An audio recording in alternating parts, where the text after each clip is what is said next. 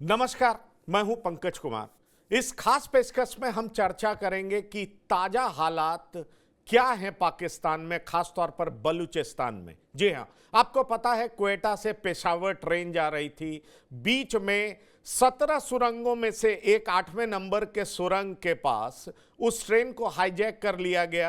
48 घंटे का अल्टीमेटम दिया गया। अभी ताजा खबर यह आ रही है कि 50 पाकिस्तानी नागरिकों को, जो कि फौजी हैं ज्यादातर, उनको मार दिया गया है। ताजा तरीन स्थिति क्या है उसको जानने के लिए हम चलेंगे अपने डिफेंस एडिटर के पास, जो हमें बताएंगे कि आखिरकार चल क्या रहा है। जो अल्टीमेटम का अवधि था, समय था, वो बहुत कम हो चुका है। ऐसे में पाकिस्तान जो एडमिनिस्ट्रेशन है, पाकिस्तानी एडमिनिस्ट्रेशन, वो किस तरीके से प्रिपेयर्ड है, और क्या जो बीएलए के तरफ से कहा जा रहा है कि 50 लोगों की हत्या कर दी गई है जो फौजी हैं, उसकी हकीकत क्या है?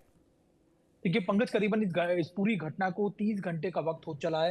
हालांकि बीएलए की तरफ से करीबन 48 घंटे का वक्त दिया था, लेकिन अब लगातार पाकिस्तान आर्मी की तरफ से कोशिश की जा रही थी कि इन इलाकों में अपनी पैठ या फिर आप ग्राउंड ऑफेंसिव को और मजबूत किया जाए। पाकिस्तान आर्मी ने पिछले 30 घंटों में कई बार कोशिश की, लेकिन उनकी ग्राउंड फोर्सेज जो थी उस ट्रेन तक नहीं पहुंच पाई। लगातार वो कॉर्डन करते रहे, लेकिन 1.5 किलोमीटर पहले ही उनको अपना कॉर्डन यानी अपना जो घेराबंदी थी उसको रोकनी पड़ी। अब कोशिश ये की जा रही थी पाकिस्तान आर्मी की तरफ से कि लगातार उस कॉर्डन को और करीब लाके खड़ा किया जाए, लेकिन इसी बीच पाकिस्तान आर्मी की तरफ से आर्टिलरी यानी तोपों का इस्तेमाल किया गया। कई जगह पे ऑफेंसिव ऑपरेशन भी चलाए गए, और इसी के बाद अब जो बलूच लिबरेशन आर्मी है, उन्होंने करीबन 50 और पाकिस्तानी सोल्जर्स को मार दिया है। यानी करीबन 100 सोल्जर्स को अब तक जो बलूच लिबरेशन आर्मी है वो मार चुकी है।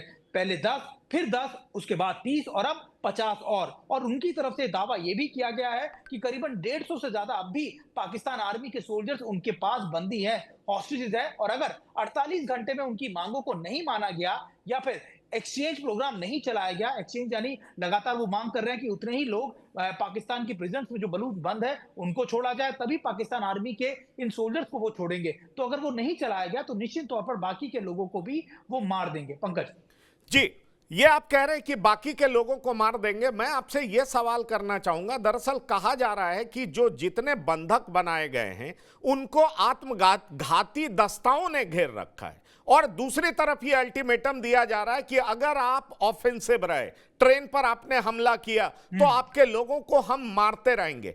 क्या आपको लगता है कि इन समस्याओं से निपटने के लिए पाकिस्तानी सरकार के तरफ से बीएलए के साथ कोई बातचीत की गई है क्या? क्योंकि आत्मघाती दस्ताओं का फौज अगर वहां पर है और जिस तरीके से पाकिस्तानी मिलिट्री ऑफेंसिव हो रही है, आपको लगता है कई लोगों की मौत हो चुकी है, ऐसे में और जो बचे खुचे लोग हैं उनकी भी हत्या की जा सकती है, वो भी मारे जा सकते हैं?